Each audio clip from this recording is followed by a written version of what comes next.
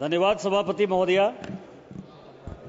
मैं आपका ध्यान अभी कर्नाटक में जो 4% मुसलमानों को आरक्षण मिला है कॉन्ट्रैक्टरी में, अभी तक तो एजुकेशन में उनको रिजर्वेशन मिलता था, कहीं नौकरी में रिजर्वेशन बैकडोर से देने की बात आती थी, अब उनको जो है जो ठेकेदारी है उसमें भी उनको आरक्षण मिलेगा। मैं आपके माध्यम से सभापति महोदया इस देश का ध्यान आकर्षित करना चाहता हूं कि 1919 में जब खिलाफत आंदोलन शुरू हुआ और 1921 में असहयोग आंदोलन बंद हुआ उसके खिलाफ, तो कांग्रेस ने मुस्लिम लीग के साथ समझौता किया। 1937 में कांग्रेस ने मुस्लिम लीग के साथ समझौता करके संवित सरकार बनाई और अलग से उनके लिए वोटर कार्ड हो, अलग से उनका अधिकार हो, इस आधार को बढ़ाते हुए इस देश का बंटवारा कर दिया। ये फैक्ट है कि इस देश का धर्म के आधार पर 1947 में बंटवारा हो गया, पाकिस्तान बन गया। आज जो सिचुएशन है ये जातिगत जनगणना के नाम पर, मुस्लिम रिजर्वेशन के नाम पर, यही कर्नाटक में उन्होंने किया था।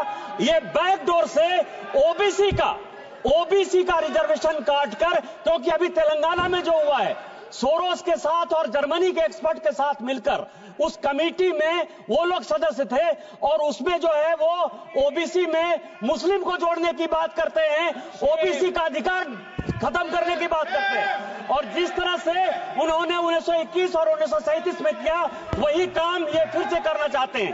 मेरा आपके माध्यम से भारत सरकार से आग्रह है कि सारी पॉलिटिकल पार्टी अपोजिशन में केवल मुसलमान की वोट बैंक के लिए उनको रिजर्वेशन देना चाहते हैं, भारत के ताने बाने को तहस नहस करना चाहते हैं।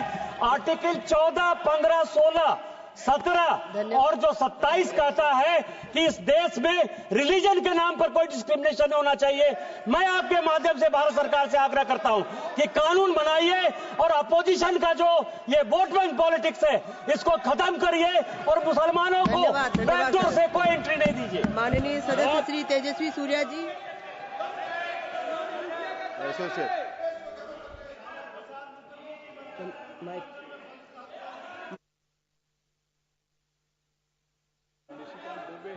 Very important and serious issue.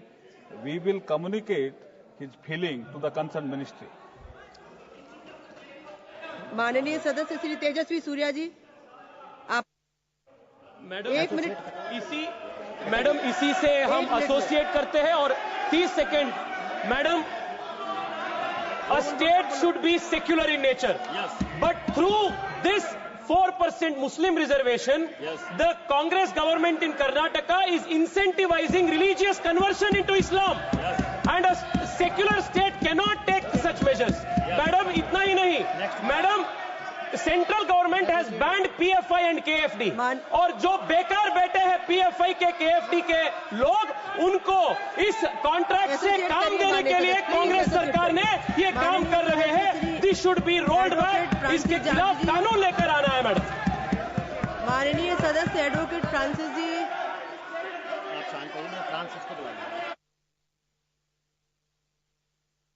Francis George. माननीय सदस्य Francis George ji. Madam, please. Madam, I would like to, Madam Chairperson, I am raising an important, please. Please. Madam, I am raising an important issue concerning the expatriate population of Kerala. Madam, the Air India has announced the stoppage of Kochi-London direct flight effective from March 28. Madam, this service is a vital connection consistently operating at full capacity and serving as a crucial link for families, students and workers, particularly between Kerala and the United Kingdom.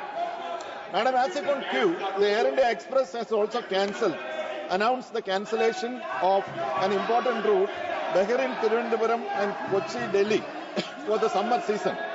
These suspensions will further aggravate the challenges faced by the Kerala's large expatriate population, particularly in the Gulf, and disrupt the travel plans of many returning home during this critical period. Madam, the airlines, they raise the airfares, very unreasonably during this festival and holiday season. Record से निकालो Madam, उसको। I request the government to give immediate direction to Air India and to Air India Express not to cancel these flights, and also to form an airfare regulatory authority so that this fleecing by the airlines of ordinary travelers, especially Kerala bound, can be stopped. Madam, I request the urgent intervention of the Civil Aviation Ministry to restore these flights and also to form an airfare regulatory authority to help the passengers all over the country, sir. Madam, thank you. माननीय सदस्य Shri Shreyas M Patel ji.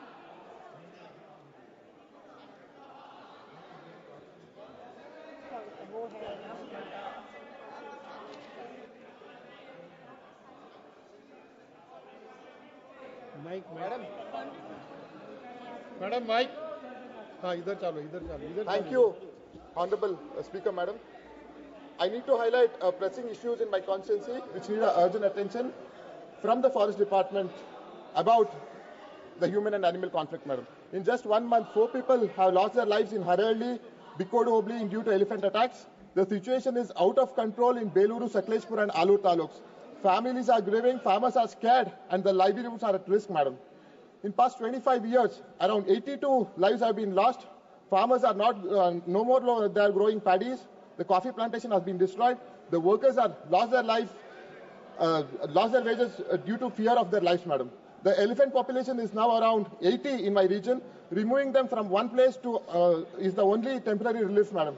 We need a permanent solution. I urge the ministry through you, Madam, to create a dedicated elephant corridor grant for Sakleshpur and Belur taluks, creating ideal habitat to the elephants that they won't enter the villages again, Madam.